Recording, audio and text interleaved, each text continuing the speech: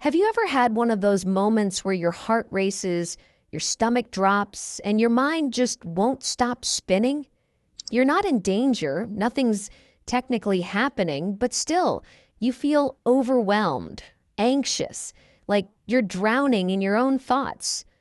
Odds are, that feeling didn't come from a real event. It came from a thought, maybe a fear of something that might happen. Maybe you were replaying a mistake from your past. Maybe your mind was telling you, you're not ready. You're going to mess this up. You know that voice, the one that never seems to shut up. It comments on everything. It judges. It second guesses. It stirs up worry and self-doubt like it's trying to win a prize. But here's the thing. What if that voice isn't actually you? Today, I want to walk you through something that might completely change how you see yourself. Because what if I told you that the voice of fear, the voice of hesitation, the one that's been narrating your life for years, what if that voice is just a habit, a pattern, a kind of mental reflex? What if the biggest struggles in your life aren't caused by who you really are, but by who you think you are? Stick with me, because by the end of this journey, you might uncover the most powerful realization of all, the one that finally sets you free from that mental loop you've been stuck in. Let's start here, right now. Your mind is probably reacting to what I'm saying. Maybe it's agreeing. Maybe it's skeptical. Maybe it's asking a million questions. But pause for a second and ask yourself, who's listening to those thoughts? That's a question that's fascinated philosophers, monks, and psychologists for centuries. Ancient Stoics like Marcus Aurelius, Buddhist teachers, modern neuroscience, they all circle around this same idea.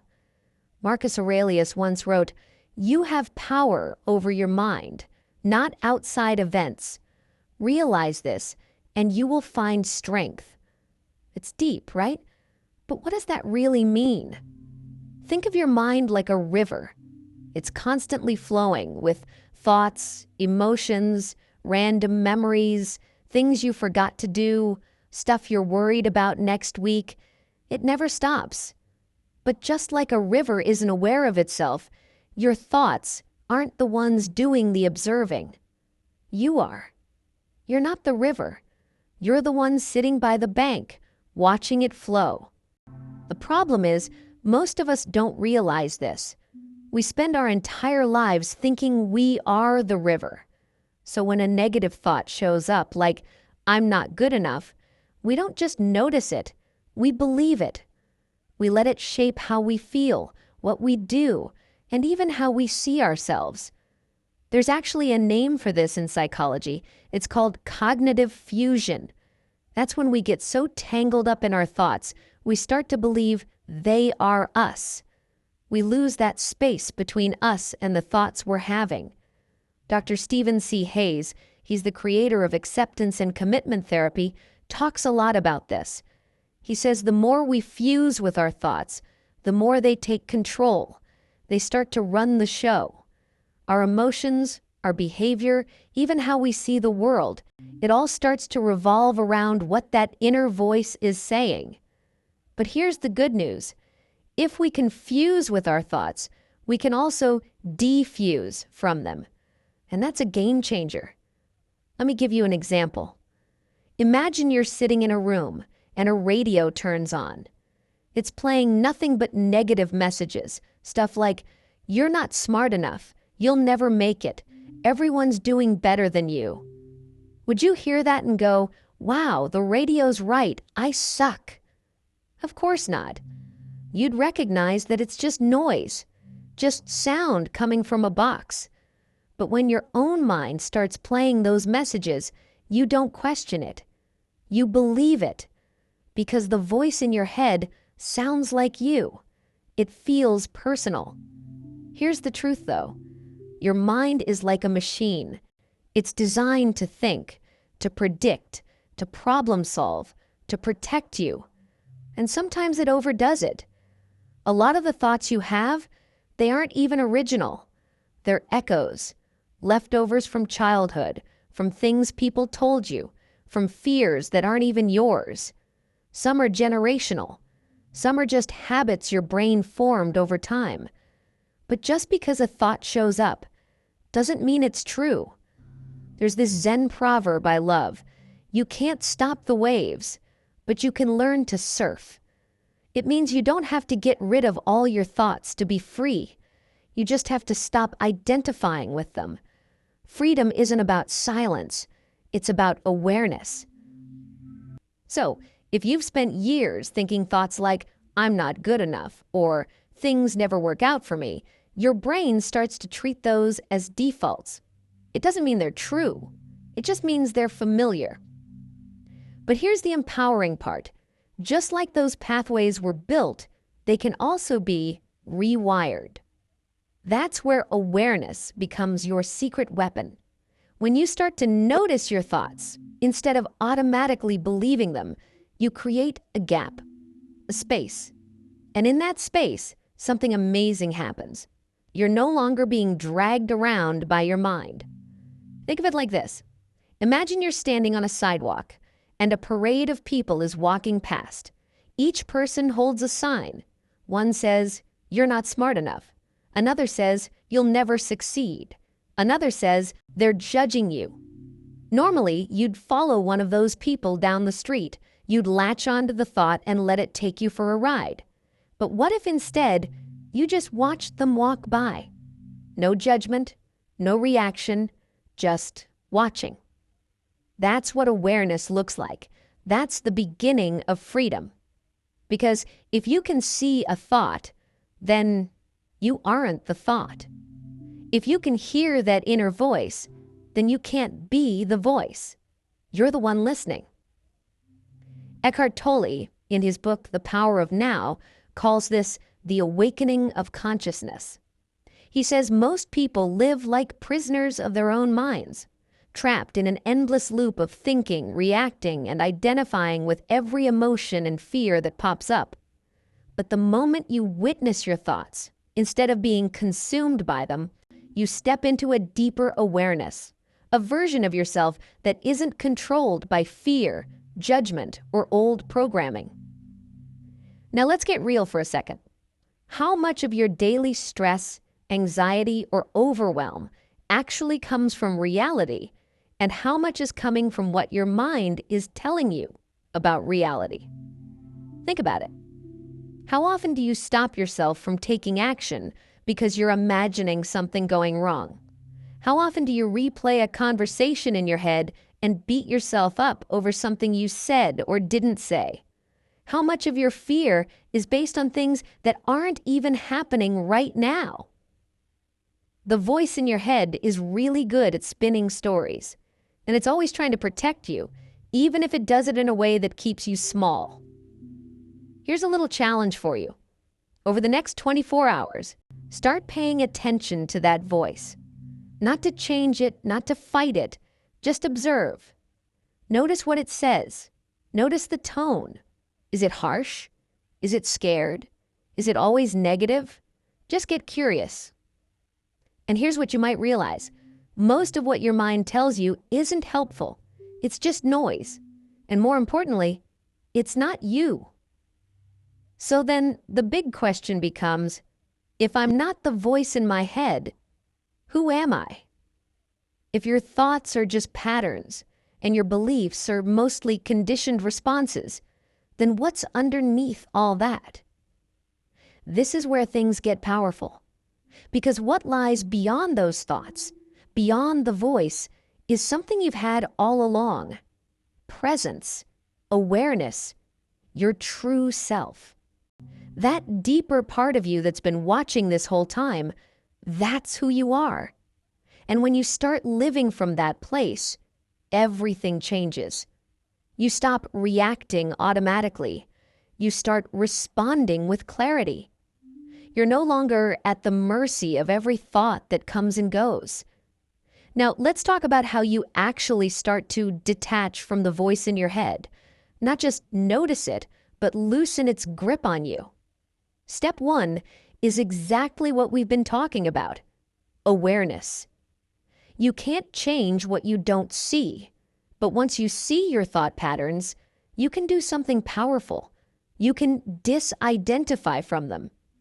Disidentification means this: just because your mind says something doesn't mean it's true. You don't have to accept every thought as fact. In fact, you don't even have to argue with it. You just notice it and choose not to engage. One technique that psychologists use, especially in acceptance and commitment therapy, is called cognitive diffusion. Basically, it's the practice of creating distance between you and your thoughts. Here's a super simple way to do that. Instead of thinking, "I'm not good enough," reframe it as, "I'm having the thought that I'm not good enough." Just try that. It's subtle, but incredibly powerful. You go from being inside the thought to observing it. It's like shifting from first person to third person. You might even take it a step further and say, "My mind is having the thought that I'm not good enough." That phrasing gives you distance. It reminds you that your brain is just doing what brains do. It's creating thoughts, but you don't have to believe all of them. You don't have to buy into the story. This might sound simple, but it works. Over time, the more you practice this, the more space you create between the thought and your reaction. The philosopher Jiddu Krishnamurti once said, "The highest form of human intelligence is the ability to observe without judgment." That's the secret right there. When you can watch your thoughts without needing to change them, without reacting or judging or labeling them as good or bad, you take back your power. You're no longer in survival mode. You're no longer living in mental autopilot. You're awake. You're present. You're free. Now, maybe you're wondering, okay, if I'm not my thoughts, then who am I? And honestly, that question is the beginning of a whole new chapter in your life. Because beyond the voice, beyond the noise, beyond all the beliefs and fears and limitations, there's something real, something deeper, something stable, peaceful, and powerful. Call it your true self. Call it awareness. Call it soul, spirit, consciousness, whatever language works for you. But what matters most is the experience of it. When you stop identifying with every thought, you feel it. You sense a kind of stillness underneath everything. A presence that's always been there just waiting to be noticed. And from that place, life doesn't feel like a constant struggle anymore. You don't have to fight your mind. You just stop letting it run the show. You become the one who chooses, who creates, who is. You've questioned the voice in your head. You've started to observe it instead of obey it. You've created space between who you are and what you think. And now you're standing at the edge of the most powerful realization of all. If that voice is not really you, then who are you, really? And I'll be honest, this moment, it's scary for a lot of people. Because when you let go of the stories your mind has been telling you, there's a strange silence that follows. It's unfamiliar. It's open. It's unknown. Your whole life, you've built your identity around your thoughts, your fears, your goals, your self-judgments, the roles you play, the past you carry. But when all of that starts to fall away, there's this incredible stillness underneath it all. And in that stillness, there's freedom. Limitless freedom. Because here's the truth most people never hear. You were never the story. You were the space the story played in. And once you realize that, everything changes. There's this quote from Rumi, the great Persian mystic. He said, "You were born with wings. Why prefer to crawl through life?" And that's it, isn't it? That's what we're really doing when we live stuck in our thoughts. We're crawling through life, weighed down by a voice that was never really ours. The voice of fear, of doubt, of "I'm not enough." That voice is small, limited, rigid, but your true self, it's wide open, creative, expansive, capable. The reason so many people feel stuck isn't because they're actually stuck. It's because they believe the voice that tells them they're stuck. It's not the world holding them back. It's the narrator in their head whispering, "You can't. Don't try. Play it safe." But once you see that voice for what it is, a recording, a habit, a conditioned response, you don't have to obey it anymore. So how do you live from this place, this awareness? How do you make it real? Not just something you know, but something you embody. It starts with one simple but radical act. Stop believing the story. Every limitation your mind repeats, "I'm not good enough. I can't change. I'm too late. I'll never succeed." It's all just a story, a thought that got repeated so many times, it started to feel like truth. But you're not obligated to keep repeating it. What if you stopped? What if every time that thought showed up, you said, "Ah, there's that old script again," and you let it pass without getting pulled in? Because here's the crazy part. Once you stop feeding those thoughts, they lose power, they shrink, they get quieter. And in that quiet, you can finally hear the real you, the version of you that's not afraid to take risks, not worried about what people think, not replaying old failures, the version of you that's present, clear, open, bold. This is what every spiritual tradition, every psychological breakthrough, every great philosophy has been pointing to in one way or another. It all comes back to this. You are not your mind. You are the one who sees it. When you stop identifying with the noise, you start living from a place of truth, of stillness, of choice. Lao Tzu, the ancient Chinese philosopher, said, "When I let go of who I am, I become what I might be." Let that sink in, because the version of you that's fused to old thoughts, old beliefs, old roles, that's not the full story. That's just the you the mind created to survive. But the real you, the limitless you, that's the one who gets to choose what happens next. And it's not just spiritual poetry. Modern neuroscience backs this up. The brain is plastic. It literally reshapes itself based on what you focus on and practice. You're not fixed. You're not broken. You're not stuck. You're rewirable.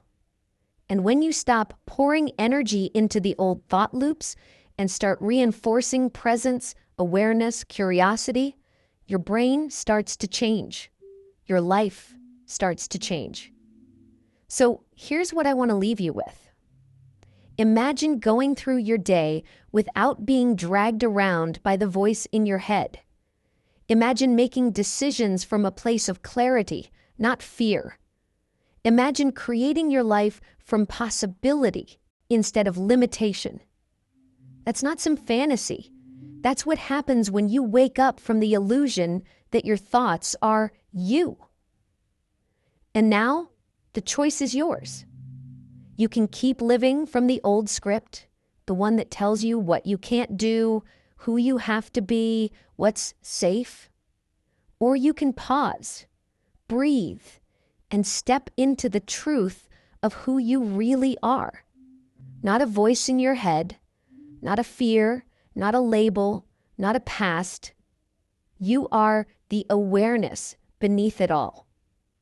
And once you stop believing in the mind's illusion, you stop living small. You stop playing the old role. You become limitless. You start creating, connecting, expressing, not from fear, but from freedom. And that freedom has been here the entire time, quietly waiting for you to notice. Thanks for being here. Thanks for listening. And most importantly, thank you for waking up.